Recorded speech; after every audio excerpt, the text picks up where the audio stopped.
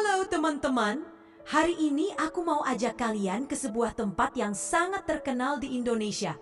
Namanya Danau Toba. Wah, pasti kalian udah pernah dengar dong, danau yang besar banget, di tengah-tengahnya ada pulau. Indah banget pemandangannya. Tapi di balik keindahan itu, katanya ada satu rahasia misterius yang gak boleh dilanggar.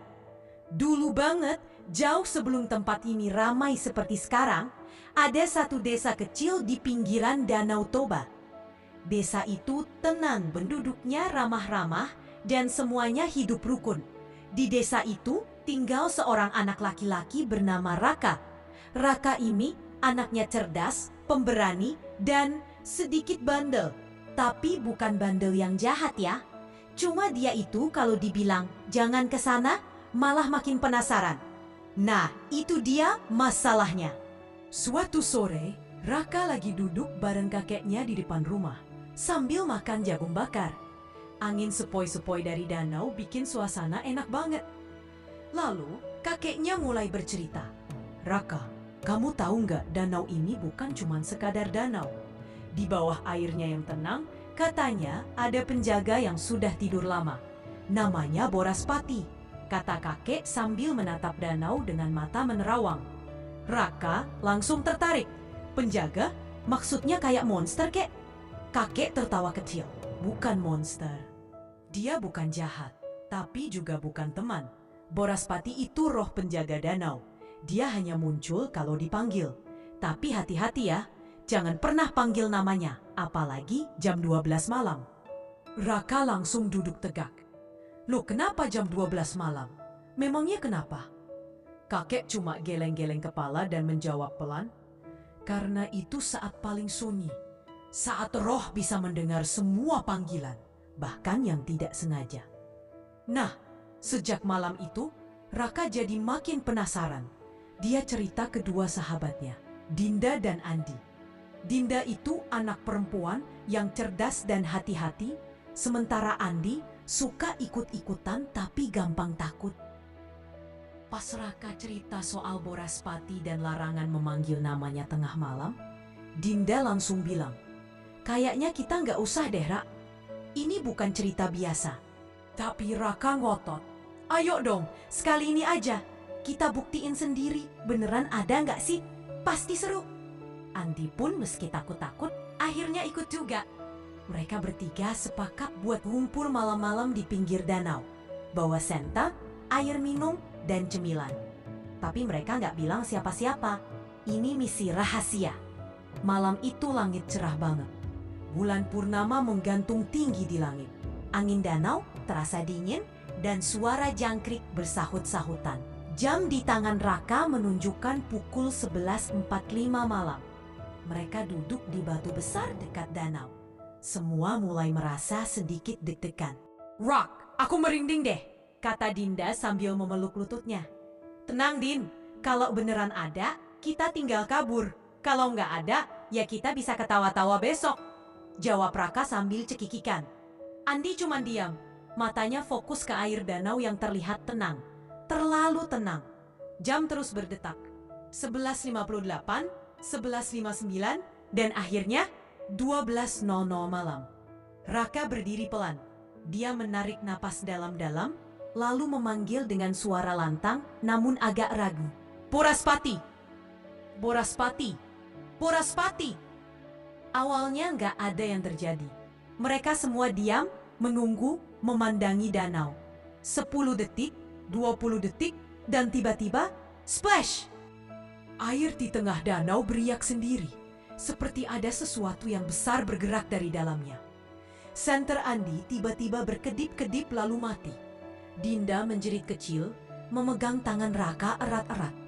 Rak, ini bukan ide bagus. Tapi Raka sendiri sudah mulai panik. Dia nggak nyangka bakal ada sesuatu beneran muncul. Lalu, dari tengah danau, terdengar suara berat. Seperti suara dari dasar bumi. Siapa yang memanggil namaku? Suara Ibu dalam banget, pelan tapi menggema seperti angin yang lewat di telinga. Mereka semua langsung berdiri. Raka menarik tangan teman-temannya, Tapi mereka malah terpaku melihat sesuatu muncul dari dalam air. Bayangan besar, hitam, dan panjang seperti ular. Tapi di bagian belakangnya ada sirip lebar seperti ikan. Bagian kepalanya tinggi dan lebar seperti kepala naga. Matanya merah menyala. Tapi wajahnya tidak menyeramkan. Justru terlihat sedih. Makhluk itu mengambang di atas permukaan danau. Tak terlalu dekat, tapi cukup terlihat jelas di bawah cahaya bulan. Anak-anak, kalian tahu, kalian telah membangunkan sesuatu yang sudah tidur ratusan tahun. Katanya pelan, tapi tegas. Raka gemetar, tapi memberanikan diri bicara. Maaf, kami cuma penasaran. Kami dengar cerita tentangmu dari kakekku. Boraspati menatap mereka, lalu berkata, Aku tidak marah, tapi aku sudah lama tak mendengar suara anak-anak manusia. Apa kalian tidak takut padaku? Andi langsung menjawab, takut sih, tapi kami juga kagum. Boraspati tersenyum sedikit. Dulu manusia dan roh hidup berdampingan, tapi sekarang semuanya lupa. Aku hanya ingin diingat. Tapi ingat ini baik-baik. Memanggil roh bukanlah mainan. Kalian beruntung karena aku bukan roh jahat. Tiba-tiba dari kejauhan, terdengar suara lonceng desa berbunyi. Teng, teng, teng. Suara itu entah dari mana.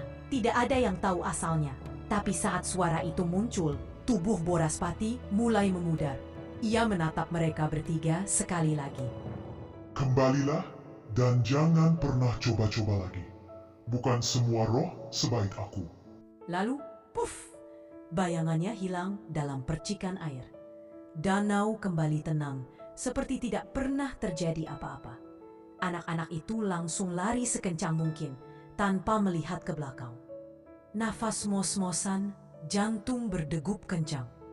Keesokan paginya, Raka langsung ke rumah kakeknya dan cerita semuanya. Tapi yang mengejutkan, kakeknya cuma tersenyum pelan. Jadi, kamu sudah melihat Boraspati sendiri, katanya sambil menatap Raka penuh makna. Kok kakek nggak kaget? Tanya Raka heran. Kakek cuma tertawa, karena aku juga pernah memanggilnya saat seumur kamu dulu. Raka melongo. Serius? Kakek mengangguk. Tapi waktu itu, Boraspati tidak bicara. Mungkin karena aku tidak sopan. Kamu masih beruntung, Rak. Raka jadi diam. Dalam hatinya, dia merasa senang, tapi juga takut. Dia belajar sesuatu malam itu. Kadang, rasa penasaran itu boleh, tapi jangan sampai melanggar batas yang gak kita pahami. Dan sejak hari itu, Raka dan teman-temannya tidak pernah lagi pergi ke danau tengah malam.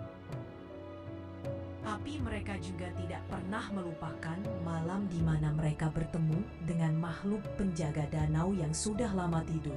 Boraspati, nama yang sekarang mereka ingat. Bukan karena rasa takut, tapi karena rasa hormat. Wah, seru banget ya ceritanya.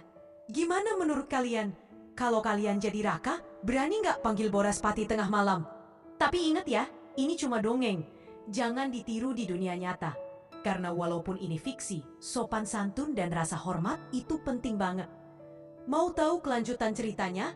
Jangan lupa like, subscribe, dan nyalakan loncengnya ya. Sampai jumpa di dongeng selanjutnya. Dadah!